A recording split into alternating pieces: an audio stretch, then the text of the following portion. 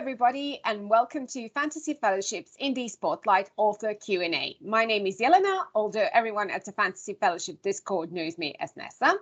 Today I'm joined by Mark Holloway, the indie author of The Soul's Aspect and The Soul's Instruments. Welcome, Mark. Thank you. Thanks for having me. Thank you for joining us. So, The Soul's Aspect is your debut novel and the first in the Aspect series. The Fellowship read this as an indie body read in January. It's described as a coming-of-age fantasy. However, I don't think it's your typical coming-of-age fantasy. There's an interesting tagline on the really cover of the book, a healer turned killer. Could you talk a bit about that sentence, why it was chosen to be on the cover, and tell us more about the book? Yeah, sure. And good question, because I think so taglines, I'm personally not the biggest fan of taglines, because I think it's really hard to try and summarize. But as an author, I find it really hard to try and summarize books into a single line, and they come off to me as a bit too marketing gimmick. But I was told numerous times that it doesn't matter how I feel about them, it needs to be on there. So when I finished writing the book, and I kind of tried to think about one line that summarized it without spoiling the book, because as anyone who's read The Soul's Aspect and has reviewed it, and as I've noticed on Goodreads, it's very hard to talk too much about the book without giving significant spoilers away. So in terms of the theme, I felt like it was good to try and capture that. So the soul aspect is kind of there's two halves to it. There's the cozy half and there's the dark half, and there's the all positive half and there's the really pessimistic half. So the tagline "Healer turned killer" it summarizes in a very large sense the overall plot, but also it's there to be an indication to the reader that the book is a two-half book. You've got one half which is very positive, the healer. You've got someone who's always wanting to help someone, other people, and then you've got the killer part of it. So it came from that, and it's funny because people, a lot of people do, for good reason, they do really focus on that tagline, and I've seen a lot of people in their reviews saying, I got to three quarters of the way through the book, and I was wondering when this tagline was going to kick in, and then obviously it does kick in towards a certain point. It was important to try and get across to a reader really quickly that it may seem like it's going one way, but it will eventually at one point twist. Because what I didn't want to do is I didn't want to sucker people in too much by, I didn't want to catch people who weren't interested in a dark fantasy, and were only after a cozy fantasy, because that didn't feel fair to me.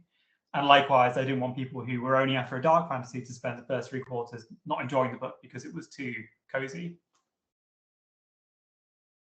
Well, I think you managed to capture it pretty well. It was really an interesting tagline, and I think it drew people to the book itself. Thank you. Yeah, I mean, there was many iterations that I went backwards and forwards on. So as long as it's successful, I don't care. That's fine. Yeah, as long as it works. Exactly. So where did the idea for this series came from? Were there any particular books or shows or even music that served as a source of inspiration for it? Pretty much every type of media you can think of, there's been snippets of inspiration that fed into it. I mean, the obvious, book inspirations. I think, most fantasy readers who have read the books, I know a lot of people have already pulled out some of the more obvious source of inspiration. So Robin Hobb is obviously a massive inspiration. Same with Patrick Rothfuss and Kingkiller Chronicles. So those are the two very obvious ones. Both are first-person perspective stories. Both are very character-driven. Hobb more so than Rothfuss is very unrelenting in how she treats her characters. But also Rothfuss does focus, particularly in the first book, focus an awful lot on relationships between characters and friendships. So those are two very obvious obvious to me, sources of inspiration for the series, but also kind of the less obvious sources for inspiration. Philip Pullman's His Dark Materials was a big inspiration for the books. I think probably that becomes a little bit more noticeable in the second book, with the animal companion that features in the second book. And then books like The Shadow of What Was Lost was an inspiration. And another big inspiration was John Gwynn's books. Particularly with John Gwynn's books was the coming of age aspects and how he twists the coming of age aspects away from what you'd expect them to be. But then outside of that, I wrote these books, or I wrote the first book during COVID lockdown, and one of the things that I tried to do during lockdown, when in the UK we were only out for 20 minutes at a time for the occasional walk, to try and get away from something that I picked up photography as a hobby. And there's some woodland nearby to where I live where I used to go for walks. So I used to go around taking lots of photos in the woodland, and then I was also writing at the same time. So a lot of the inspiration for a lot of the scenery that's written into the salt aspect comes from taking a photo in the forest and then trying to translate the sense that I could get from the photo and snapshot that into the writing. So all sorts of various pieces of inspiration. But yeah, some very obvious ones, I think, from a literary perspective, which I think a lot of people have already picked up on. Yeah, and I love the descriptions of almost every place, especially when you describe nature. There's a scene in the forest that is very beautifully written, and the reader can clearly imagine themselves traveling along with the characters in the forest. I also found it interesting as I was reading, and after I finished the Souls aspect, I went back and was reading Ursula K. Le Guin's Wizard of Earthsea. So I thought maybe some of the inspiration for sort of magical school, definitely I felt the vibes from Wizard of Earthsea there. Although it's almost impossible, I think, to write a first-person perspective magical school story and not lean a little bit on a Wizard of Earthsea. It is the de facto book for that. So yeah, absolutely, 100%. Yeah, I think Ursula is a really great source of inspiration. Of course, so, did you always know that this was going to be a series, or did you plan just, I'm going to write one book, and then during your writing process it sort of crystallized, okay, I can't say all that I want to say in one book, I have to write a series? No, from the very start I knew it was going to be a multi-book series. I don't think I was certain how many books it would be. I knew I didn't want to write a trilogy though. So I think it's very easy when you're writing or planning books. I think when you start thinking about trilogies, to then you inevitably get into that trap of having your setup book, your kind of middle book syndrome book, and then your descending action book. And I didn't want to get into that situation where you follow that same pattern. So I was always adamant that it was going to be a multiple series, but it wasn't going to be a trilogy. And I was thinking more along the lines of having various specific volumes. So we'd have different arcs that would come and go depending on the books that were in, and the arcs would entwine. And some arcs would close and some other ones would open. Some arcs would be paused while another arc got picked up, and then that arc could then be repicked up again later. So at the moment, there's the Souls aspects, there's the Souls instruments, Chaos Risen with the third book, which should be out some point this year. I know that Chaos Risen closes or will put a pause to at least one of the main arcs that opened up with the Souls aspect, and there will be a new arc that starts in book 4 onwards. But the idea is that I didn't want to write and spend a lot of time building a magic system and a world and then leave it behind after 3 books. I wanted to be able to come and go as much as I wanted. And it's mostly because I really cannot stand world building, because it takes too much time for me. I do it so slowly. I know a lot of people out there love world building, and they will spend a lot of time building their world first and then writing their story. I prefer to write and then discover the world as I'm writing it, which is one of the reasons why the Souls Instruments world seems a lot larger than it did in the Souls Aspect, I think. So I didn't want to have to start the whole process all over again, and it's me being lazy by allowing myself to keep the books as a multi-book series. Yeah, I think whatever works for a particular author, if it functions as a book, it functions. It doesn't matter if you were meticulously world building or just kind of, I'll deal with it later. And I think I'm quite lucky by writing in first person. I don't have to, it's to me at least, it feels quite natural not to spend an awful lot of time, especially in the first book, expanding the world, because, and it's kind of a double-edged sword, because when you're writing in first person, there's a lot of time. There's kind of like an Easter egg that in the books that there are 2 moons in the world of the Souls Aspect and Souls Instruments, and it's written a couple times that there's 2 moons in the sky, or it talks a little bit about the cycles of the 2 moons. But the point is, and it was tempting to write a whole piece of expository information about the 2 moons, but when I came to writing and editing, more importantly, I was kind of thinking, well, this is written from the perspective of someone who's lived in this world and grew up in this world. They've only ever known 2 moons. Me as someone who lives on Earth with only 1 moon, I would never feel the need to point out in any of my writing that there's 1 moon specifically, and how odd there is there's 1 moon. So it's things like that where you can kind of just sneak it in and then build upon that with multiple POVs, which happens in the Souls Instruments and happens in Chaos Risen, where different perspectives lets you compile a little bit more into the world building, but trying to keep it as natural as possible, particularly when you are in first person perspective. Well, speaking of first-person perspective, there was a lot of discussion in the Discord body read about the structure of the Souls Aspect. At times, there would be a jump at the end of the paragraph into a new scene without a gap or any other visual indication. So this gave the feeling of a stream of consciousness novel. So could you comment a bit about that and about your choice? Why?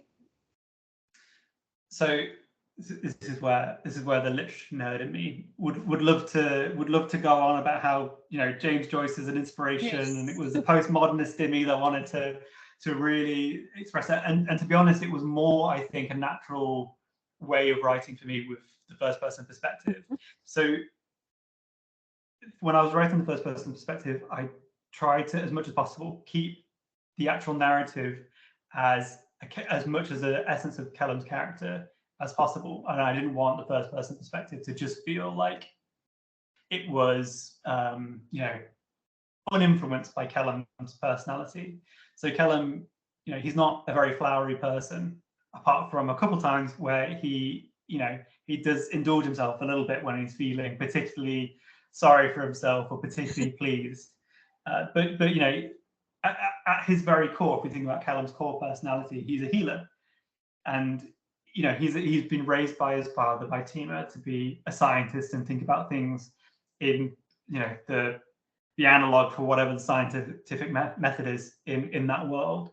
And so he's very, he doesn't spend an awful lot of time considering the extras and the additional bits. And it's more, when I was writing him, it made sense to write his first person's perspective, to really focus in on, well, he's not going to see the world in terms of, the shaggy dog story. Is going to see the world in terms of what was the important thing that happened at this point that I need to put down in a diary, basically, because that's kind of the way it's been written.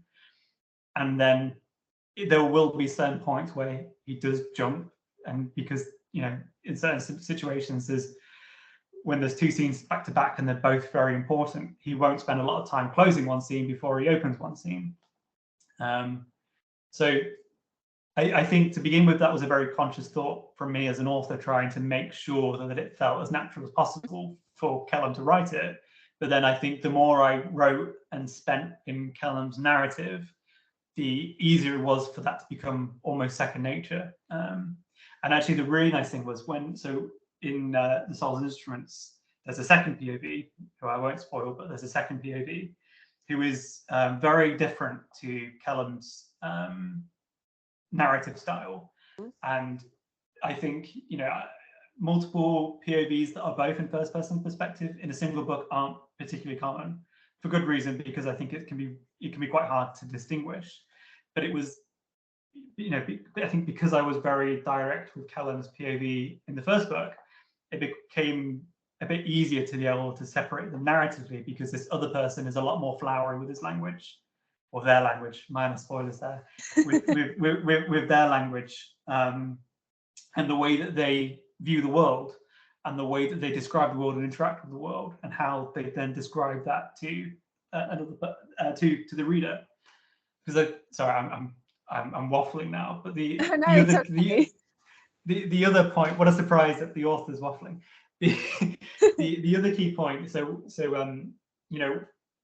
One of the biggest issues with passive voice when you're writing is accidentally using too much filtering language, where you instead of putting the reader direct in the action, you put a sense in between the reader and the person seeing it. So, for example, writing, as a really general example, Callum smelt the flowers. Instead of actually describing what the flowers smelt like to the reader, instead of saying the flowers smelt like honeysuckle, it would be Callum smelt the flowers and they smelt like honeysuckle. So it puts a barrier between you and the reader. But with first person perspective, to me, that filtering gives a layer of personality to the reader from the narrative, because it is a conscious choice in terms of how the character is perceiving the world and then choosing to represent that to the reader. And I think with enough time, as you're writing in first person's perspective, either in one person's perspective or another person's perspective, you get used to the kind of things that character picks up on and the way that they will close and open scenes. And in Chaos Risen, there is another new first person perspective, who again is very different to Callum and the other persons in the Souls Instruments. And again, it's been really fun for me as a writer to try as much as possible distinguish first person perspectives by only using the narration itself. A very long-winded answer. No, but were you ever afraid that your readers will be confused, especially when you're inserting other characters, other POVs, especially if they listen to the book in audio format, as it's becoming more and more popular these days? Yes, 100%. And it's always a risk. And especially with audiobook, it's absolutely a risk.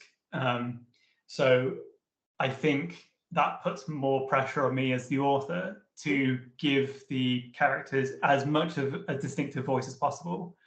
And it is a challenge, and it's something that I have to be really conscious of, especially when I go back and edit, because not so much with the Souls Instruments, but with Chaos Risen, there are a lot of chapters where back-to-back the POV flips. And when you're writing those, it's very easy to get them mixed up in your own head in terms of who's writing, who describes things this way and who describes things this way, or even just merging them together by complete accident. So one of the things I do when I'm editing is I have notes in terms of this character describes things this way, this character describes things this way, and on a not my first pass, but on one of the later passes of my edits, I think about those core characteristics for Callum, being scientific and very direct, or this person being very dry, etc., or this person being very young, so they use younger language. I think about that when I'm editing to try and, as much as possible, cue the reader in terms of where they are and who's right and whose perspective we're in. So we spoke a bit about Callum, who's the main protagonist of the Souls aspect, and you mentioned that he's the son of a village physician and that he wants to be a healer himself. So as the little microscope in your background indicates, you have a background in medical science. So did this influence the choice of the main character's profession? Because maybe it was easier to write about medicine since you already have a medical background, or it was unrelated to your profession? So it is related, but I think not to the extent that people might suspect. So I think with fantasy stories, it's good to be able to ground them to some degree so that related to the real world, it can then make the magic more magical, or the horrors more horrifying, depending on which way you look at it. So I did write Callum as a healer and Tima as a healer, and base a lot of the opening chapters in the book around surgery and medicine, because I am comfortable with my knowledge that I knew what would be relatable to most people. And there is some kind of, the opening chapter of the Souls aspect is intentionally written to be very visceral. So for anyone who's not read it, it opens with the surgery scene, which is essentially very similar to kind of what would happen with a field surgery and field amputation. So I've been in surgery rooms, and one of the nice things about when I was in surgery room is that, when you think about witnessing a surgery, you think a lot about the sights and the sounds and stuff like that. And one of the things that shocked me was the smell of the surgery. And I wanted to be able to emphasize kind of the less usual senses that are used in literature, such as smell, particularly with surgery, because there are a lot of things, you might, the obvious ones is the smell of blood, obviously, but there are other smells in a surgery room which you may not think about. And there's but the point I was making earlier about I didn't lean on my background in medicine to a huge extent, is that there's still an awful lot of artistic license that went in there. Mm-hmm. So a bit grim. So if anyone doesn't want to listen too much about body horror, then maybe you skip this bit. But so the first chapter opens up about surgery, and the book describes in detail about aerolized bone dust from grinding smooth someone's bone before an amputation. There's no reason to suspect that you'd get a significant amount of aerolized bone dust from that kind of scenario. Bone's quite wet, actually, so it shouldn't really aerolize. But it's the artistic license that goes into that. So just because I have a background in medicine doesn't mean I was 100% true to exactly what would happen in those situations. But it was a nice way to ground a lot of it in terms of what should feel reasonable to the reader, so that can then become a foundation to then manipulate the reader later on down the line. Yeah, I thought that those scenes were very well researched and very well written. I mean, it's sort of, in a way, it's easy to research something and gain knowledge about something, but it's kind of difficult to describe something that the reader who will read that later gets the feeling, oh yeah, this person knows what they're talking about. So I think it was excellently done, that part there. Thank you. Thank you. And continuing with the sort of science theme, the magic system in the series is quite unique. The aspect itself kind of felt more like a fundamental force of nature, more like gravity or something like that, than a typical magical system that the reader is used to seeing in fantasy. So what prompted that choice? Because the aspect itself also feels like one of the characters, like it's very sentient, but in a way it has laws that it bends to, sort of say, that it needs to be respected.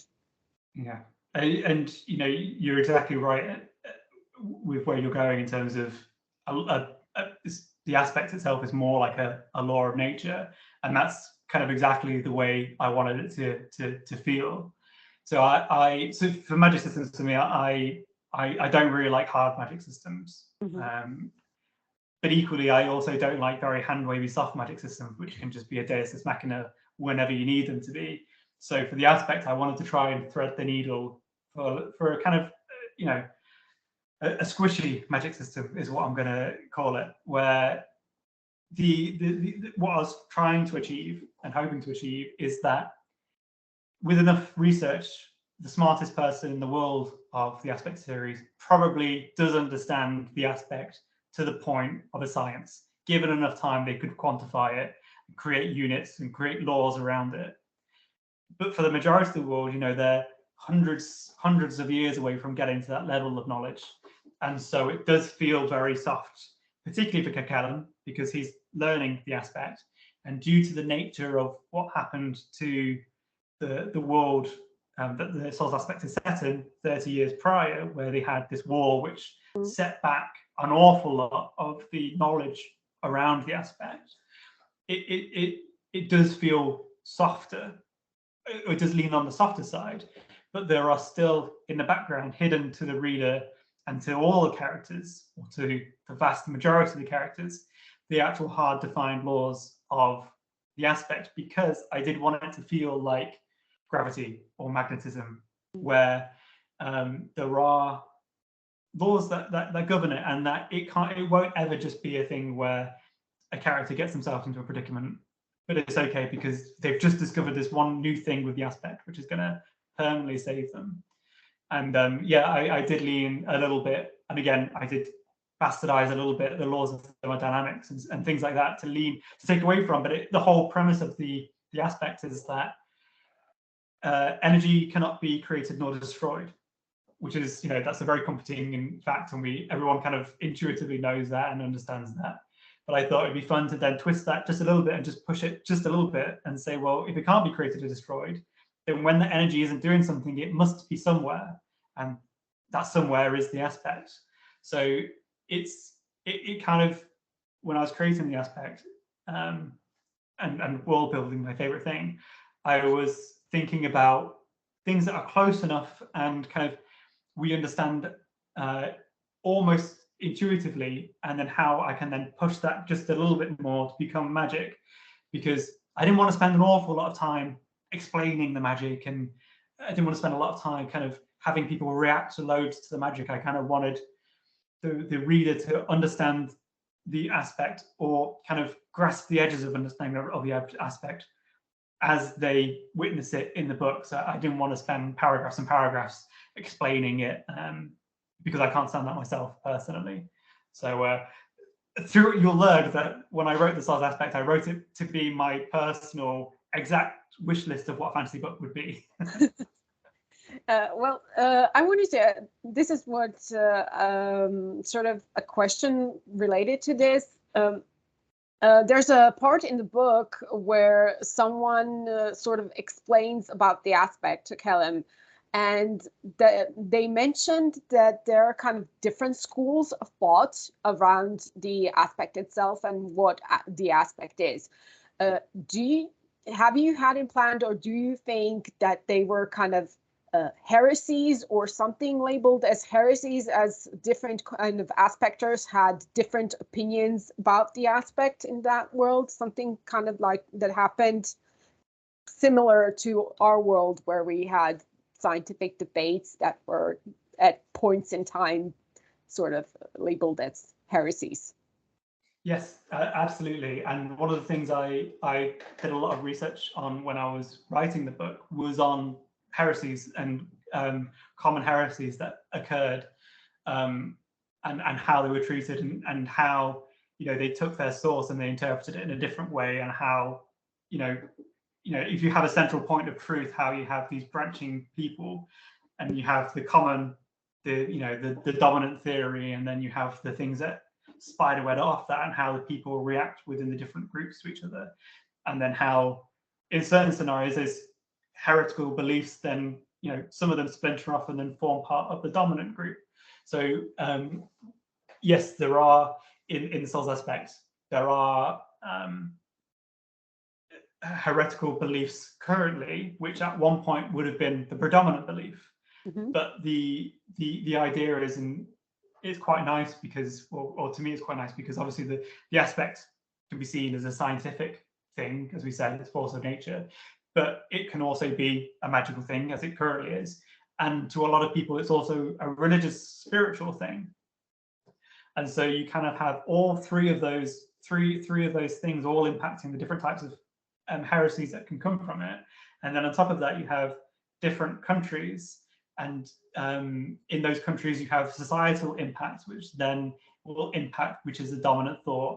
And through what I kind of wanted to hint at is that even within a single country, which has a single, so it seems, unified way of thinking about religion or the aspect, it hints at the fact that at a certain point in time, hundreds of years ago, that view was completely different, to imply that there have been different sects within that country and within the powers of that country, which have fought with each other, and they've slowly built together kind of this new central idea, which is an amalgamation of various different thoughts. But Vinaruda and Kaseri, they are neighbors, and so it's inevitable that they will share a lot of beliefs, no matter how different they think they are.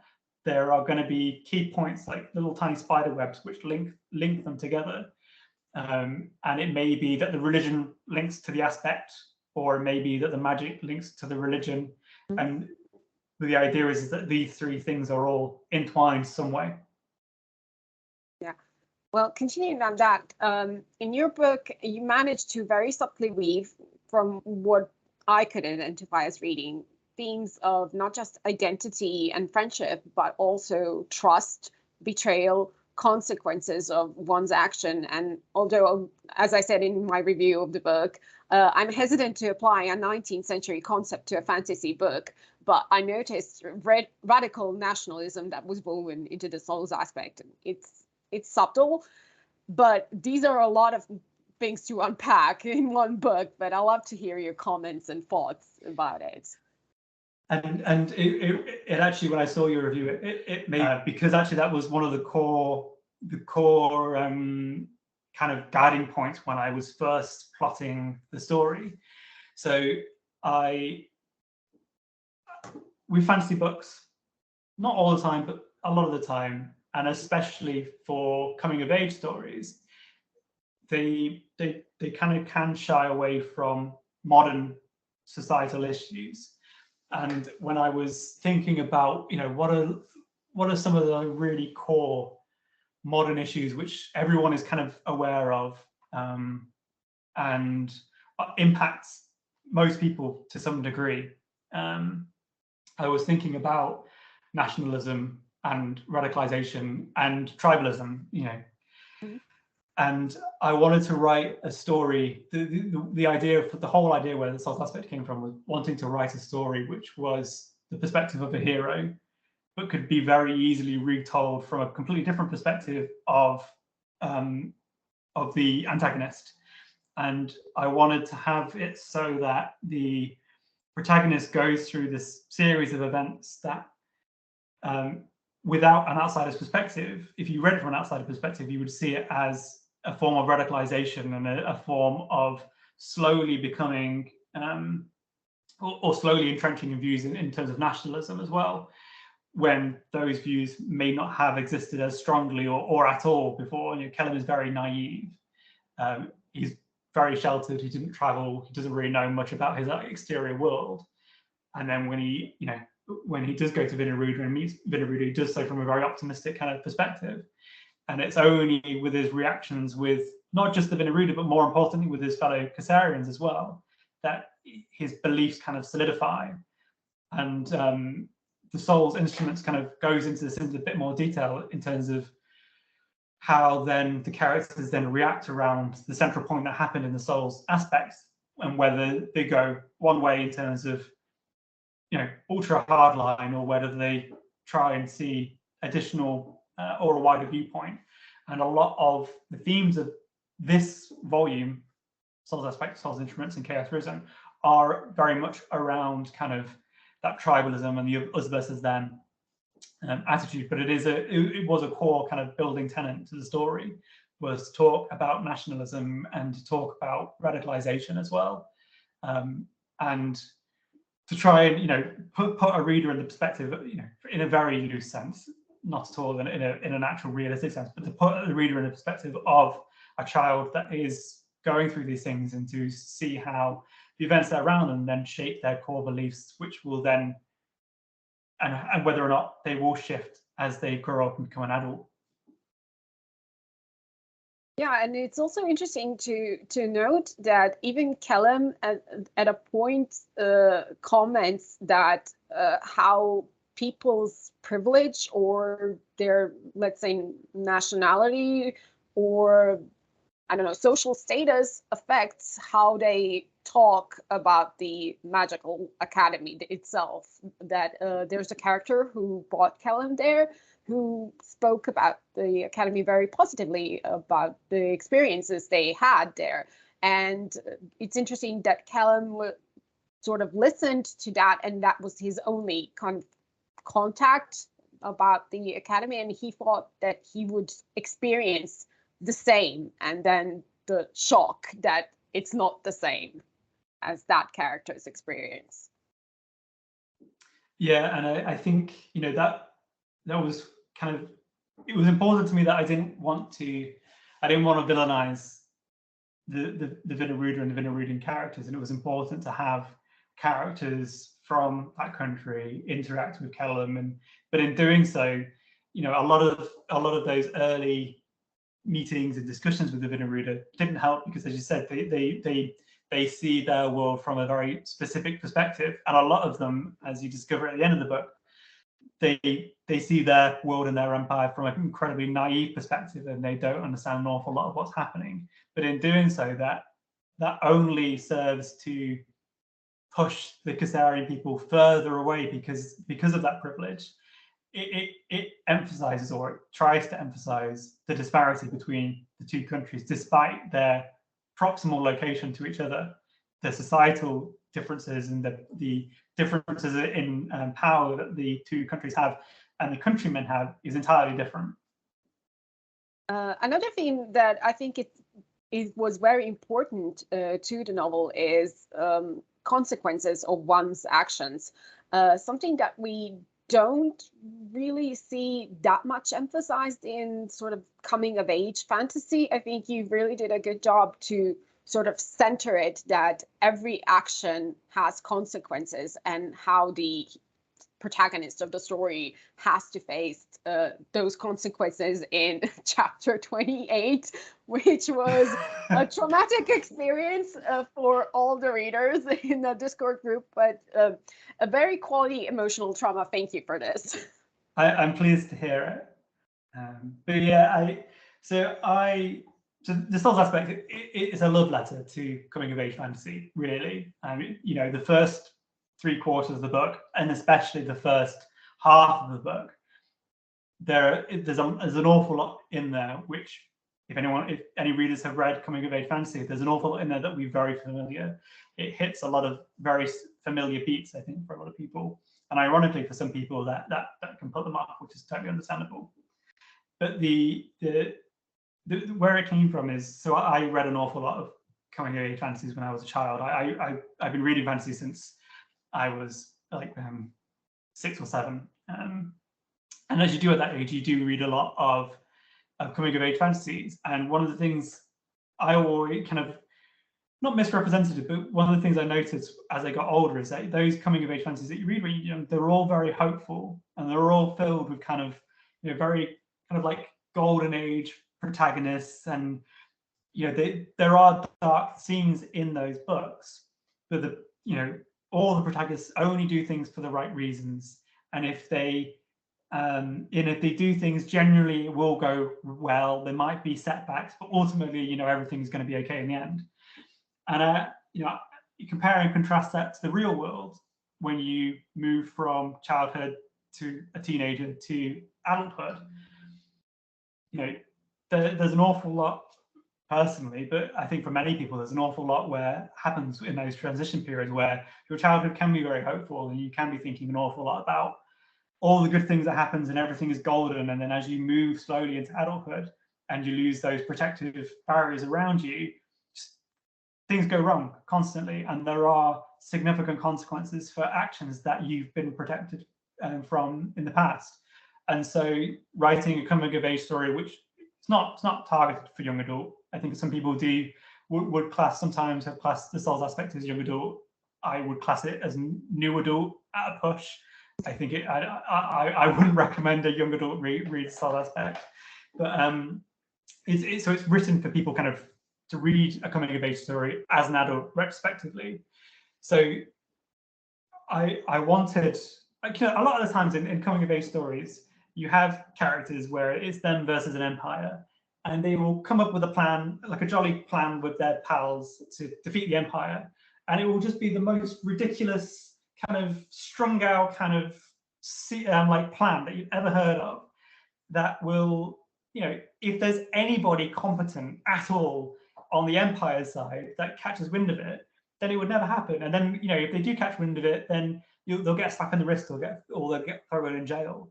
You know, and I was thinking about in terms of in an actual scenario where we are in this world, which is, you know, parallel to like early Renaissance, medieval kind of Western Europe, and you have a group of kids that are trying to disrupt an empire's plans. They are going to be absolutely as brutal as possible in shutting it down, and they are not going to give characters the chance to develop plot armor and to avoid consequences for their actions. And that, so it was really important that it couldn't just be that the consequence was equal to the action. The consequence had to way exceed the actual action itself, because it's not even necessarily, you know, it could be that the empire isn't inherently evil and these people aren't inherently evil, but in trying to protect their own country people, they are going to make an example out of anybody that tries to disrupt their plans. So it was really important that the stakes were as clear as possible when actions happen, that there are significant consequences that would happen, which then sets up the rest of the series, because, you know, it's kind of, it's a little bit, or it was intended to be a little bit like Game of Thrones, where you read the first book and as you're reading it, it's kind of very familiar in terms of the beats that happens, and then spoilers for, I imagine most people know it, but Ned Stark gets his head cut off, and then suddenly it's like, oh, that wasn't supposed to happen. But then you're then panicking about any other character that you read, because you know that they just don't develop plot armor apart from in the series and in the TV series and the later series. But so it was really important that it's kind of like a bait and switch. I wanted you to feel like you were reading a coming of age story where everything was golden and everything was cozy, and they were going to develop these really cool plans to try and take things down and try and get control of their own destiny. But then the action that happens in chapter 28, as you pointed out, I think, you know, if that was in any other book, or a book that was, you know, primarily dark fantasy or grimdark fantasy, you wouldn't really bat an eye about it too much. But I think because it juxtaposes the very familiar, cozy, comfortable coming of age stories that you're used to as a child, it feels a lot worse than it would do otherwise. The challenge, though, is then continuing that with the later books. Yeah, I'm just wondering how those actions, actually the consequences of the actions, would radicalize other characters. As we already spoke, that radicalization is also one of the themes of the series. Yeah, exactly. And it's kind of like, you know, if the actions of chapter 28 was someone skipping or throwing a stone into a pond, then all of the later books within the first volume and beyond, the ripples from that stone landing in the pond are the way that people will then react to it. And you will have some characters who will see that as, you know, the ultimate hard line, and they are then going to devote their life to being just as evil and just as, not necessarily evil is not the right word, being just as hard line and as extreme in their reactions to the Veneruda as had happened to the Casseri. And there are some people who will see it in kind of the more traditional fantasy sense, and they will be a bit more nuanced with it. And the nice thing is that a lot of, you know, and that does get explored in the Soul's Instruments. And the nice thing is when I read what people have thought about the Soul's Instruments, there's two characters. One character goes one way, one character goes another way. And it's really interesting to me to see which character people enjoy reading the narrative more, because one is kind of very self-indulgent and one is a more nuanced position. And I can understand the pull for either of them. And it's just nice, I think, to see which bucket people end up falling in. But even in Chaos Risen, the third book that's been written, those ripples are still impacting not only the characters that were central to that chapter 2018, but also everyone else around them, be them Vinaruda or Kisari. And so that is kind of like the nucleation point for the rest of the books in terms of how people then perceive the Vinaruda and the Dosias, more importantly. On a bit of a lighter subject, an interesting question we got from our Discord. If you were making a playlist to describe your characters, Callum, Brock, and Dean, what songs or singers or bands would be on those playlists? Well, Brock would have to be just Baroque music, obviously. No, I think Brock is kind of like a well put together sad boy, so he would be exclusively listening to like art pop and kind of obscure like emotional music. He'd be listening to like Bjork and things like that. He'd probably listen to The Cure as well, to be honest. Callum, he is very socially stunted, so he would be exclusively listening to dad rock and things that his dad used to play. Be not having any friends when he was a child, that's all he would be exposed to. And Thane, I think, is tempting to say he'd be listening to only kind of very upbeat, poppy music, but I think he would be listening to, like, he'd be the antithesis to what you expect, and I think he'd be listening to like extremely heavy, like on the very far side of the extreme heavy metal. That's my personal opinion. There is actually, and it's funny you bring it up, there is actually a reading playlist. Oh, really? I put together on Spotify. Yes, I put it together on Spotify for the Soul Suspect. You can find it on my linked on my Instagram, and there is a mixture of music in there which I've put together to try and fit as much as possible the theme of the Soul Suspect. And there's definitely a lot of songs in there which are representative of characters themselves as well. So check that out. Oh, will do. Do you, when you write, do you sort of have background music, or do you need silence to write? I have background music. I can't listen to anything with lyrics though. So I typically will listen to dark lo. It sounds really. I listen to a genre called dark lo-fi. So it's just basically just lo-fi music, but it focuses a lot on like dark atmosphere, which it probably gives some indication about what the tone of the second and third books are like. So I do listen a lot. When I'm editing, I can listen to stuff with music on, with lyrics on, sorry. And I'm like Fane, I listen to almost exclusively very heavy music. So that's what goes into my editing process. But when I'm writing, yeah, I can't have lyrics in, because otherwise I find myself writing the lyrics by accident, or accidentally plagiarizing lyrics and putting them into my work. Likewise, I can't read other people's work when I'm writing as well, because I'm too scared of accidentally putting in snippets from other people's works in my books. So when I'm writing other people's media, fine, as long as there's no written or verbal language in it. So not a total isolation chamber, but close enough. But pretty close, yeah. And when we're on the subject on writing, what were your biggest challenges you faced as an indie author, or just an author in general? Were there any skills you had to learn that you didn't expect you would need to know or use as an author? Social media is the big one. So I'm 29 this year, and as most people my age, we grew up in the boom of social media. And then we all kind of got sick of it very quickly, I think. So I had been absent from kind of any kind of significant social media interactions since I was like, I don't know, 21. So having to then go back and build social media presence, and actually also Mark Holloway is a pen name. So not only building a social media presence from scratch, but also a social media presence from scratch for someone who didn't previously exist is a challenge. And I'm not the biggest fan of social media, hence why I only stick to Instagram, because it's the one I can bear the most. I struggle with anything else. So trying to build a social media presence and marketing yourself as much as you're marketing the books was I think one of the biggest challenges for me.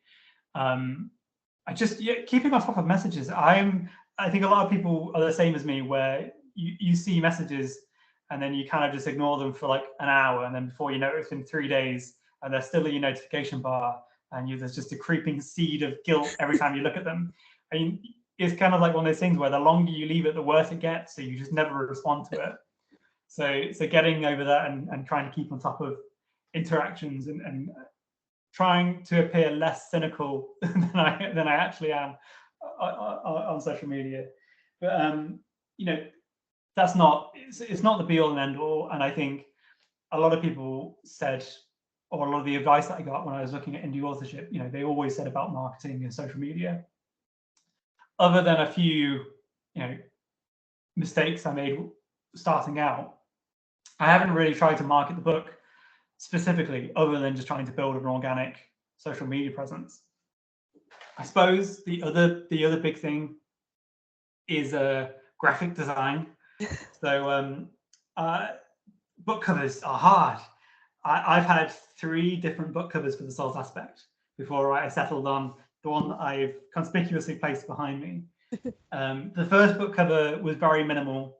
No one liked it. It was basically black with the sigil that features here and the name, and it was not very attractive. And then I went through iterations of that, and then I found someone to do like a character figure design.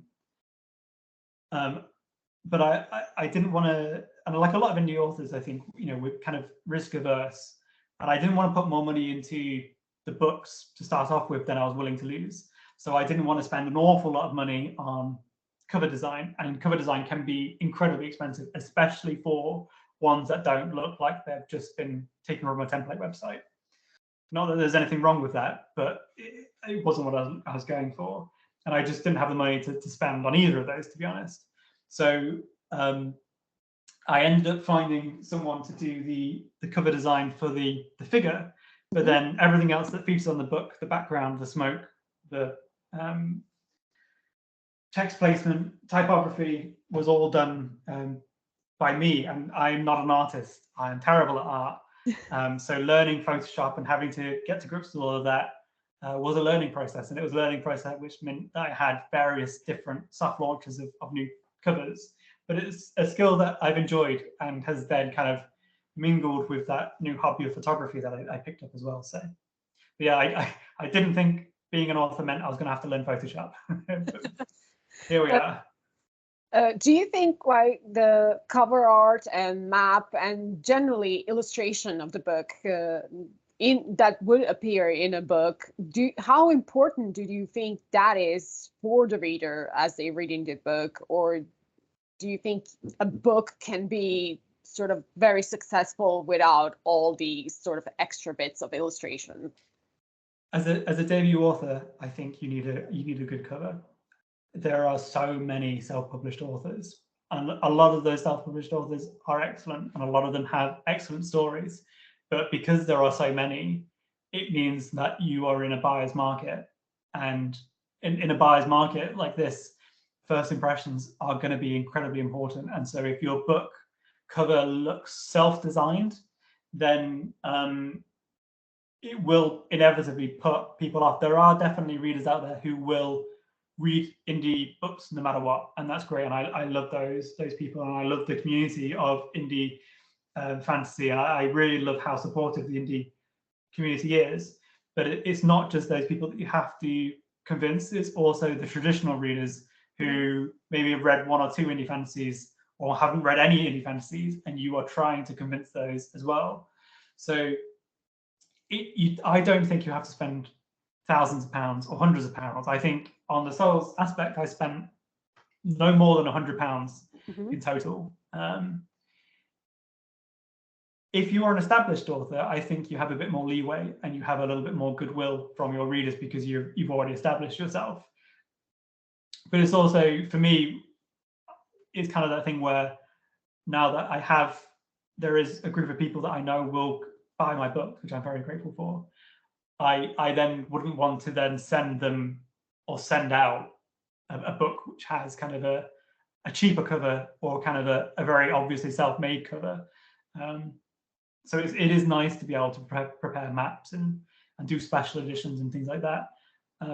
Not for the money, you barely make any money as an indie author, but to try and, when people enjoy your books, you want to be able to give them something that they can then keep physically, which is why I try and have bookmarks and book plates as well, because I know that it's not about me creating royalties. Any money that I earn from these books go back into the books.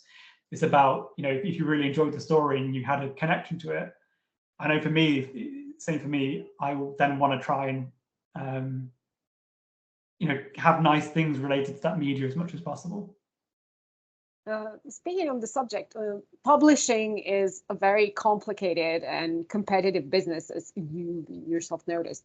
So what made you choose the indie route instead of going through the traditional publishing process with a sort of an established publishing house? So I finished writing the sales aspect. First of all, anyone will know that when you first start writing, to finish a novel, it feels amazing. To have like 100,000 words done, 150,000 words done, 70,000 words done, to finish a story feels really good. But then when you finish that manuscript, you might have been telling yourself the whole way around, I'll just write the manuscript and then I'll see what I want to do with it. When you finish that, for me, and I know a lot of people feel this way, it's kind of, well, I put all of this effort into it. It would be a shame for it to just sit on the shelf and only be read by one or two people who I can, try and convince to read it. So when I finished the sales aspect, I had kind of, I set myself a goal. I basically said, I will query it with literary agents to see if any of them are interested. But I'm only going to query, say, I can't remember exactly how many I said it, 70, 80, 100, doesn't really matter. But I said I was going to query X amount of literary agents. If no one's really interested in it, then I will I'm not going to publish it, because at that point I had a negative viewpoint of self-publishing, to be frank. I was biased against it, and I was pushing it. So I queried a bunch of agents of, I think, say it was 100 people. I only had manuscript requests from 2 people, which is not a good percentage rate, and not particularly positive feeling either. But it wasn't a surprise, and I didn't go into it thinking that I was going to be traditionally published. It was more of a case of, well, I've got the book, I may as well just do this one step to see if anyone is interested. But no one was interested, essentially, which is, if you are aware of what the traditional fantasy, especially landscape, looks like, it will come as no surprise to you that a book like The Soul's Aspect it has no interest in traditional publishing. It's a very traditional coming of age story where the big twist only happens in the final third of the book. And so trying to query a literary agent on the traditional query letter, which you are never allowed to deviate from, and you will get nowhere if you try and deviate from it, it's not going to happen. People aren't interested in those types of stories anymore. Or if they are, or you have to be an exceptionally good writer to be able to convince a literary agent. And I'm not that caliber of writer, I'm happy to admit. So I got through all the literary agents. I was kind of like, well, not a surprise. It's still a shame though that this manuscript is just going to sit on my bookshelf and not do anything. So then I left it for a month or two, and then I went back to the manuscript, and I re-edited it. And when I re-edited it, there was bits of it. I basically rewrote the full first half of the story. And I was reading that, and I thought, I actually really like this story. I'm proud of the story, and I want that to be a way that I can get out to people, which is when I started looking at self-publishing and trying to challenge my biases. And the more I looked at self-publishing, the more I saw it in contrast to traditional publishing. So I had a career outside of writing, which I'm very happy in. And I will, even if I got someone with a literary agent, I was, in the back of my mind, I was always concerned that I wouldn't want to put my actual career at risk by taking on essentially a second job that comes with traditional publishing. So the more I looked at self-publishing and I looked more at the control that you can have, I kind of saw it as kind of like a fun entrepreneurial challenge where can I independently publish this book myself and do it in a way that I feel proud of it and I don't feel like I'm just spaffing something out into the ether? And can I do it in a way that I feel like I'm building something and I'm not just, it'd be a shame to self-publish and only get 3 or 4 people to read it. But I set myself a challenge in the first year. I'll say, well, if I self-publish it, if I can get in the entire lifetime of the Souls Aspect, if I can get 10 people to purchase it organically without me asking them to purchase it, then that will be like a massive success for me. And amazingly, like almost 3 years later, I'm well past that, and I still can't quite believe that. But the more I kind of fought against my biases on self-publishing and thought about it more of, well, kind of screw traditional publishing. A lot of the way that they think about things, I don't agree with anyway.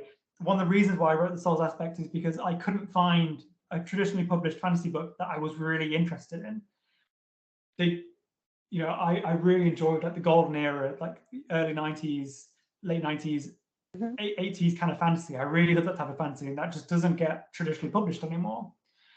It probably does. I'm probably missing some books, but generally there's not a huge wealth of them. So the more I thought about traditional publishing, and I thought about some of the practices that go on, and about how a lot of traditional, a lot of the smaller traditionally published authors, you're essentially doing the work of a self-published author anyway. You're expected to market the book yourself. You're expected to do a lot of the promotions yourself. You're expected to build this social media profile and maintain and all this stuff yourself. I was kind of like, well, why? If I did get traditional published and I ended up doing that route, I would be doing all the work of a self-published author. I would probably make I'd make a few more sales, but in terms of the grand scheme of the percentage that I would make from it, I'd make it a lot less. So why bother? And then so I radicalized myself to self-publishing and indie authorship. And then I know that there will be readers out there who, like me, had a negative view of indie fantasy, and they will say, well, you're just saying this because you couldn't get traditionally published. And it's impossible for me to say that that's not the case, because it subconsciously it might be the case. But the more I've spent in the indie fantasy community, the more I am so incredibly grateful that I did this, because I've met so many amazing authors also in the indie fantasy community who write incredible fantasy, way better than what I've written, and they're doing an amazing job. But then it's not just the authors. There's like this huge readership in fantasy, which, like the Fantasy Fellowship, specifically are looking out for indie fantasy books, which is amazing. And then even outside of like these larger readership groups, you then have smaller individual people who have read indie fantasy, and then they've gone, actually, this is not at all what I thought it was going to be. And then they exclusively read indie fantasy, or they read like 80% indie, 20% traditional, which is incredible to me. So I'm very grateful that I did it. And I think, I don't regret not being traditionally published. And I think if I, as I continue to write books, if I write brand new books, I'm never going to query them to a literary agent. I'm never going to try and get them traditionally published. I will always remain independently published, because this is what suits me best. And it gives me the best possible balance between my actual career and this actual second half of me of writing as well. So I really appreciate it, and I'm very grateful for having the opportunity and having the support of so many different communities. It's been great. Yeah. In our Discord, we have a lot of writers and aspiring writers, and obviously the indie route has been a very positive experience so far for you. Do you have any sort of advice, words of wisdom, tips, tricks that you want to share with our aspiring authors? For the love of God, the first time you start writing, please, please, please, please don't try and write a novel. You will 100% regret it. So it is the trap that so many people get into. And even if you're a good writer, the first story that you write is never going to be great. And if you're going to write a novel and you're going to write, in my case, 100,000 words, you want to make sure that you're starting that in the strongest possible strongest possible way. So what I did is I started writing a novel first, and then I got to around 30,000 words, and I was making mistakes, really obvious common mistakes, basic writing mistakes that could have been avoided if I had spent more time honing my writing skills. And so what I did, and it was the best possible thing that happened to me, is I found a group on Reddit called the Fantasy Workshop. They're not as prevalent as they used to be, but they were back when I was writing the Souls Aspect. And it was a place where you could submit your short stories and get critiques and feedback from people. It was brutal. People really loved giving you incredibly harsh feedback, but it's absolutely needed. And you need to, when you're writing, you cannot write in isolation, and you need to find people who will read your work and they will critique it. And the best possible scenario is to find other writers who are at the same or similar stage to you, because one of the things that really helped me was not just writing shorter stories and submitting them for feedback, but critiquing other people's stories, because you'll read it and you go, well, this isn't right, and I know this isn't right because when I read it, it feels wrong because of this, and then you go, oh crap, I've been doing this in my story for however many words. So the best thing that you can do if you're starting out writing, write short stories, 3,000 words or less. That will tell you how, and it will teach you how to structure stories properly from start to end, and it will teach you how to be as condensed as possible in writing. A lot of people overwrite the first time that they start writing, and if you give yourself a target of, okay, I'm not going to write any more than 3,000 words, and I'm going to write this story, you have to be as, you have to put all your words in a crucible and distill them to be as powerful as possible. And then if you do that a few times and you get feedback on it and you hone your writing, then start writing your novel. Because otherwise what will happen is you'll do what I did and have to rewrite 40,000 words or so, because your first 40,000 were crap. So write short stories and get feedback from other people, and grow a thick skin, because you will have to have harsh feedback. People love giving harsh feedback on writing. It's inevitable, but you just have to go through it, unfortunately. But you'll be all the better writer for it. Do you think like writers' workshops or formal education in like creative writing, do you think that's something that would be beneficial to someone who would want to become a writer? Or is this kind of, yeah, it's an added bonus, but you don't need it? I think it depends on the personality and the way that you learn. I studied English up to the age of 18, and then I skipped to science. So I had some formal education in creative writing, but not a significant amount. And I wasn't in any formal writing groups. I wasn't in a group that met religiously once a week to share what we'd done and critique other people. I was in a very informal group where I could just pass things and critique things as I wanted to. I would recommend doing the latter at a minimum. The frequency depends up to you, but I think you should be, before if you want to write a story and you want to write a novel and you want to get it traditionally published, or you want to get it or you want to indie publish it, inevitably other people are going to be reading your work. And the question is, do you want people to be posting critiques on a Goodreads for everyone to see, or do you want to have them in a much smaller group so that you can combat any of the incredibly negative feedback that you'll get first? So if you don't do it, you're just pushing the can down the line. So it's better to do it early on, where you can do it in a small group. There are definitely groups that will be a lot kinder than what I'm setting out. It's just, if you're doing it in an anonymous kind of internet forum, it will, I want to be honest, it will be a lot more hurtful than you're probably expecting to begin with. But in terms of actual, do you need to be going to formal training, or do you need to be going to formal writing groups? Sure, I don't think it will hurt. I think it just depends on how you learn.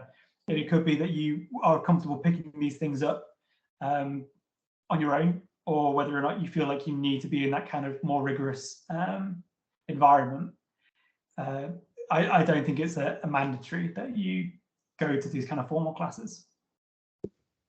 And speaking of books and writers, we ask all our authors who are guests on our YouTube channels to recommend a book or books or authors that they like or that they found something fascinating about. So do you have any book or reading recommendations for our viewers? And Yes, I do. So I'll pick one indie and one traditional. So indie, I'm going to recommend Tim Beeden, who is the author of the Seven Deadly and Four series. I would recommend him specifically to anyone who has enjoyed Terry Pratchett and has had a Terry Pratchett-shaped hole in their heart for a long time. His books, especially the latest book, Envy, is about as close as I got to feeling I was reading a Terry Pratchett story without reading Terry Pratchett. And it still stands alone, separately. It's not someone trying to rip off Terry Pratchett, but the wit and the humor, it felt very Pratchett-esque. So I know there are a lot of people that enjoyed Discworld and want to go back into kind of that very low fantasy focus on wit and humanism. Then Seven Deadly and Four by Tim Beeden. First book is Greed, second book is Envy. Incredible. And also Tim is a really great guy, and he owns a local bookshop nearby as well. So also check out his bookstore if you want to shop independent.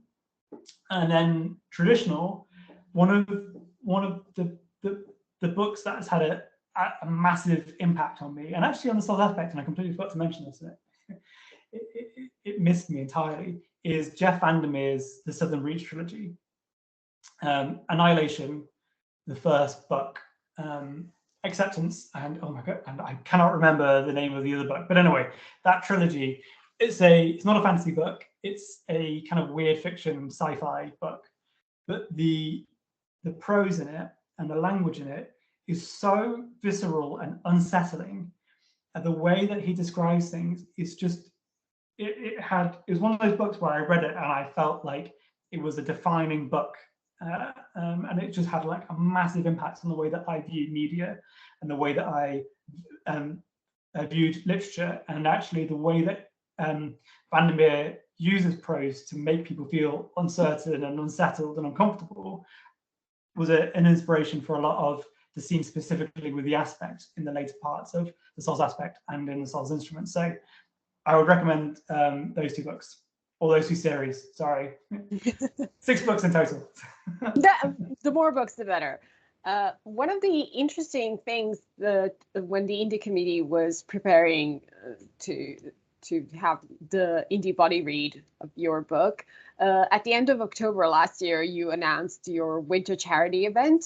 From November 1st until the end of the year, you were donating all the proceeds from your sale of the books to charity and matching donation. So could you tell us more about the charity you chose to give the proceeds of your works and how the charity ended?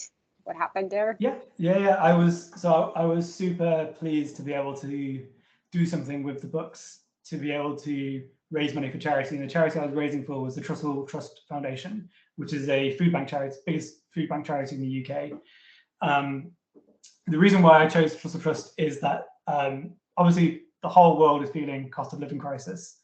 When I was younger, and particularly when I was kind of going through the early 20s, food poverty was a challenge for me personally, and it was a challenge for a lot of people that I knew, and I know a lot of people now are being enormously hit by food poverty. So I wanted to be able to use the books to be able to help raise money, and it was a nice way to kind of show what I was talking about, the indie fantasy community, and to show how positive they can be as well. And it was amazing because they rallied around the charity fundraising event, and they raised a huge amount of money. So we set it up so that there was it wasn't just me saying, well, you buy the books and then I'll just donate all your money to charity. I equaled the value that was raised from the books up to a value of £100, I think. £100. And I also offered that for every number of units sold, so if we sold 10 books worth or 20 books worth or 30 books worth, there'd be certain rewards. So one of the bigger rewards was a new bonus chapter that was canon for the Souls aspect, which was basically just an excuse for me to break people's hearts a little bit more. And then the biggest reward was a sneak preview from Chaos Risen, which is available on my Instagram. So it was a way for me to give back to all of the people that have helped promote the books and share the books and allowed the Souls aspect and the aspect series to reach a whole bunch of people I never expected it to reach, whilst also raising money for charity. And in the end, we raised £200, which was the target. We raised the maximum amount I thought we were going to raise. So I couldn't be happier. And my hope is to make this as regular as possible. The idea with the books is that the royalties from the books fund the books themselves in terms of costs for design and things like that. But my plan is that if we get to a steady state where there's a surplus, that surplus will go to charity. I'm in a very privileged position where I'm able to do that, and that's my general plan for the books. Is as much as possible, I would like to be using them to help raise money for charity, and the plan will be to alternate different charities. Last year was very UK focused. We should look to doing some international charities as well. But the plan will be to make it as regular as possible, if not a semi-permanent to permanent feature in the future. Yeah, that's a very worthwhile goal, and I'm keeping my fingers crossed that it goes well and that it works. Thank you. Mark, thank you for taking the time to chat with us about your books. Thank you so much. And you can find Mark on Instagram under markholloway.author. That's Holloway with 2 L's. And Twitter under markholloway1. Mark's socials will be linked in the description box below. If you enjoy reading fantasy, and especially indie fantasy and indie authors, why don't you join our community Discord? The link will be in the description box below. We are also very active on social media. You can find us on Instagram under fantasy_fellowship, and on Twitter we're at fanfellowship. We also have a website, www.fantasy/fellowship.co.uk. Thank you for taking the time to watch our video. If you enjoyed it, please hit the like button and leave us a comment. If you'd like to keep up to date with more Fantasy Fellowship videos, hit the subscribe button and the bell icon next to it so you don't miss any of our future videos. Thank you once again, and bye.